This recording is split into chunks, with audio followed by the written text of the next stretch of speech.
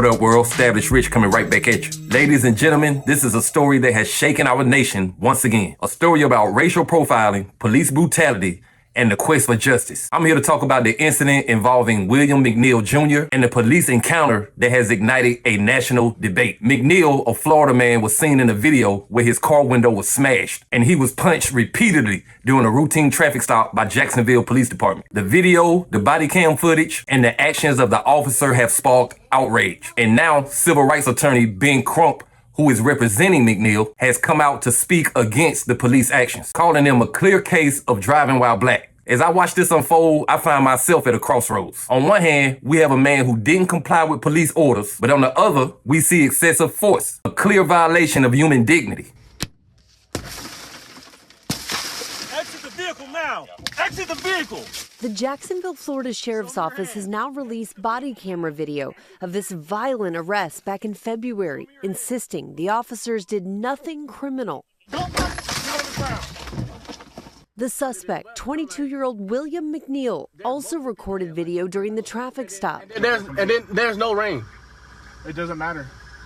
You're still required to have headlights on. In his video, he can be seen arguing with officers before one breaks his window, punches him, and pulls him from the car, hitting him again. He was very confused as to why he was being pulled over for not having headlights on during the day. But police say that video tells only part of the story. Give me your driver's license, registration, proof of insurance. No, call your supervisor. In the newly released police body cam video, an officer is seen arguing with McNeill after pulling him over for not having his lights on in the rain. McNeill then locks himself inside as the officer repeatedly orders him to exit the car. Sir, this is your last warning to open the vehicle and exit before we're going to break the window. Bro, I didn't do nothing. It's called resisting, idiot.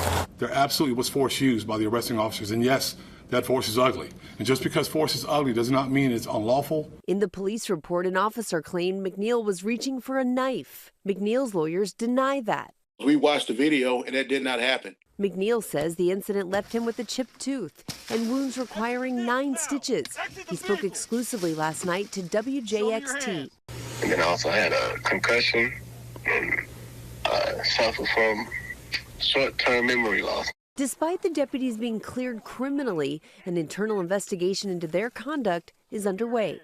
So what do we do with this? What do we make of this situation? The incident started as a routine traffic stop. McNeill was pulled over by Jacksonville police officers who claimed he had an issue with his headlights. However, as we watch the body cam footage and the viral video, it becomes clear that the reason the officer stopped him was questionable. It was daytime, it wasn't raining. Why would his headlights be a concern? Immediately, that raises a question. Why was he stopped in the first place? Was this just an excuse, a pretext? In a normal situation, you would think this would turn into a simple ticket, maybe a warning. Instead, it escalated quickly, and what should have been a routine exchange turned into a confrontation. Now, what comes next in this video is where the situation gets complicated. McNeill refused to roll down his window, claiming his window did not work. The officers then asked him to exit the vehicle, and that's where everything went left. The officers then smashed his car window and dragged his ass out of the vehicle. That's the point where I began to question, was this necessary? McNeill wasn't aggressive. He wasn't resisting in a violent way. He questioned the stop, simply wanted to know why he was being pulled over. And let's be honest, if you was asked about your headlights in the middle of the day, you think it's a little suspicious too. But does a suspicious question justify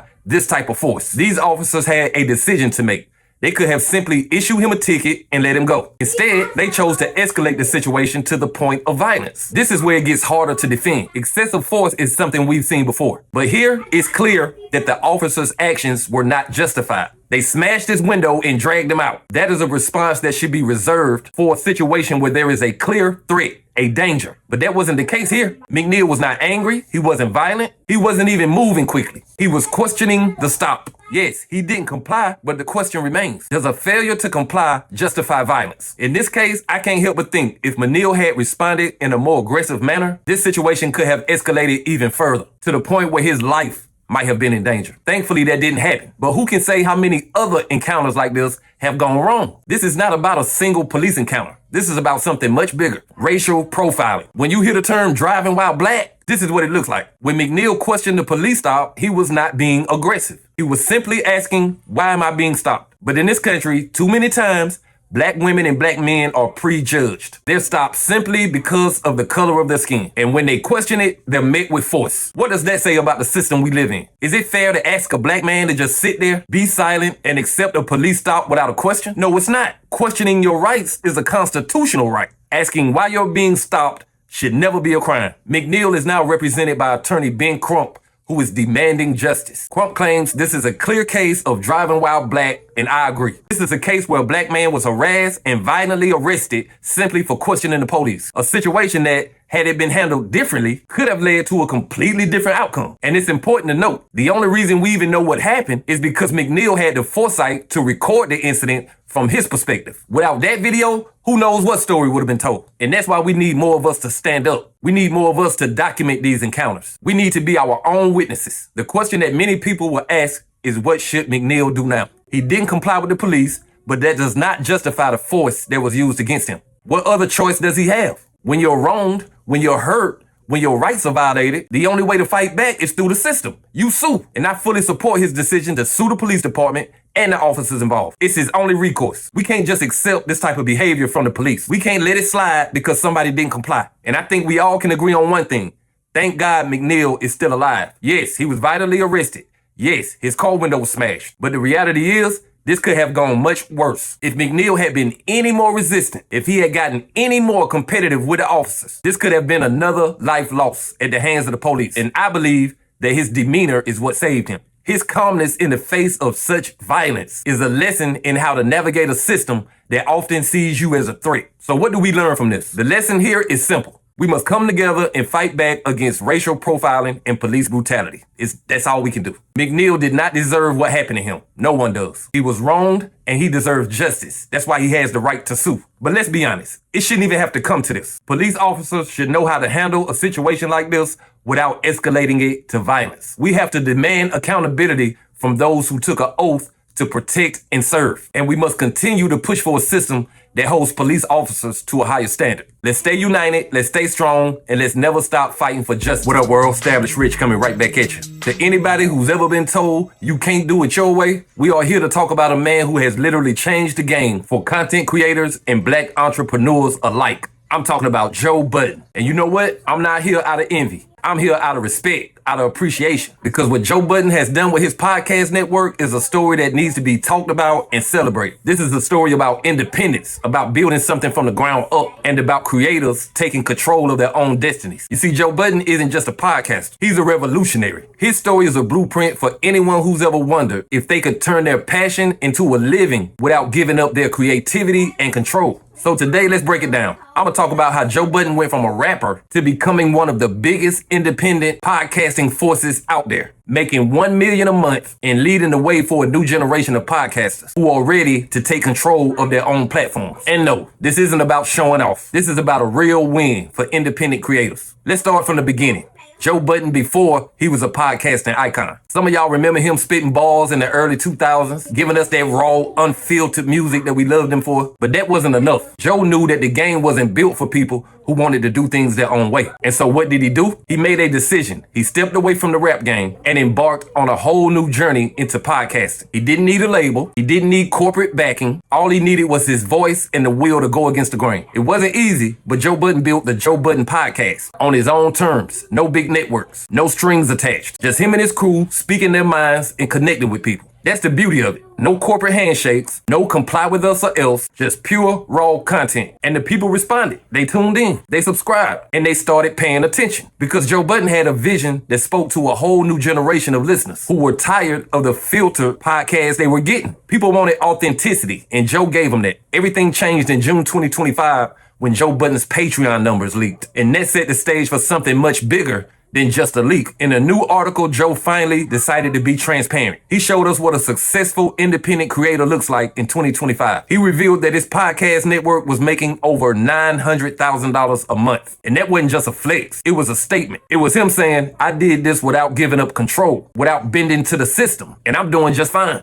Now let me be clear. At first, I wasn't sure about this because Joe has been so private over all these years. He was not the type to brag or put it all out there. But now that he has shared his success, he showed us what's possible when you bet on yourself and stay true to your artistic vision. This was not just about the money. It was a message. It's about transparency and reminding creators out there that you can win without sacrificing your independence. So what does this all mean? Why is Joe Budden's success important to you, to us, to all the creators out there who want to make it without signing away their rights? Joe Budden didn't just leave a record label and walk into podcasting. He left a system that wanted to control him and built a platform that's based on control and ownership. He's showing every black creator out there that you don't have to sell your soul to make it. You don't have to sign a deal with the devil to win. He's created a business model that doesn't force you to share revenue with corporate networks. He sells his own ads, he manages his own content, and he's built a community that pays to hear what he has to say. He doesn't have to answer to anyone but his audience. This is the kind of success that needs to be celebrated because it's proof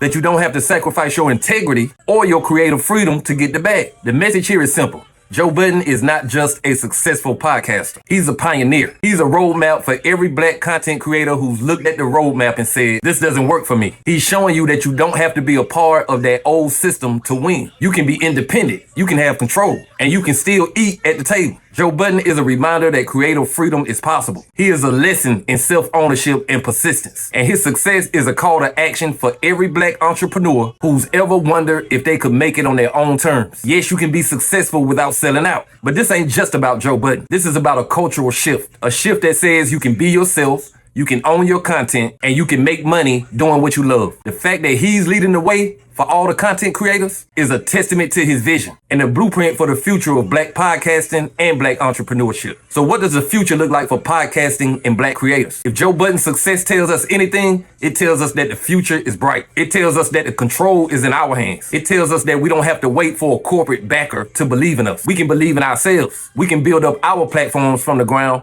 just like Joe did. We're seeing a shift away from corporate dependent success and towards a new era of independence. And it's black creators like Joe Budden who are leading the way. He's a pioneer and his success will have a ripple effect across the industry for years to come. And I'm gonna take y'all out like this. Joe Budden did not just hit a financial milestone. He set a new standard for independence, transparency, and ownership in the creative industry. He proved that you don't need to be part of the establishments to win. You don't need to compromise your values to succeed. Today, I'm not just here celebrating Joe Budden's success, I'm learning from it. I'm celebrating the fact that Joe Budden has opened the door for every creator out there who wants to make it on their own terms. And I'm celebrating the fact that he didn't just show us his numbers, he showed us a new way to build, grow, and to win. Salute to Joe Budden for paving the way. What up, world? R.I.C.H coming right back at you. Ladies and gentlemen, hip-hop heads, entrepreneurs, and creators alike. Today, I'm going to talk about something that's dear to my heart, and I believe to the heart of every true artist and black business owner out there. Today, we're talking about community. We're talking about love. We're talking about responsibility. Recently, David Banner sat down with Revolt on the 2025 BET Awards red carpet, and he said some things that hit deep. Deeper than just a slick quote or a soundbite. What he shared wasn't just his opinion, it was a call to action, a plea for honesty, transparency, and for us to look out for each other. Now, I'm here today not just to talk about how much I agree with him, but to break down what he's been saying and why it resonates with me, why it's been a part of my life and my work from day one. Because if there's one thing you should know about me,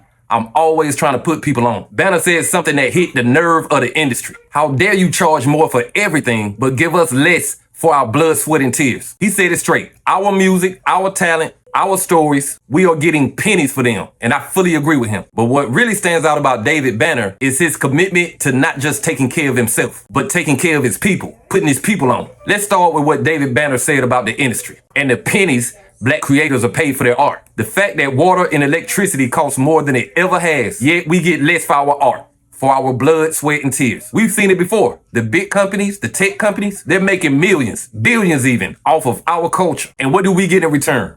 Pennies. You can talk all you want about the hustle. The rappers who claim to be the toughest, the most successful, the most legit. But you know what? They're allowing these tech companies to steal from us. We're the ones who created this culture, who built the foundation. And what do we get in return? The people who use our music, our talent, and our story to make money and give us little to nothing. I see it. David Banner sees it. We all can see it. Banner spoke about how we have been turned into fractions of a penny while these companies get rich off our work. He also said that nobody is going to say anything. We keep fighting each other instead of coming together to say enough is enough. And let me be clear, I'm not just talking about the music industry. This applies to any industry where black talent is exploited and not compensated fairly. Now me, I've been in this game for a long time. I've made beats for free. I've introduced artists to investors who could help them with their career. I've been the one saying, this person got talent too. You need to check out my homeboy. I've always been the type to put my people on. No matter what, I believe in community. I believe in helping others, and I believe in giving back. When David Banner talks about pouring love into people, about caring for the community, that hits home for me because that's what I do. That's what I've always done. And I don't care who says what about me or my career. I will always make it a point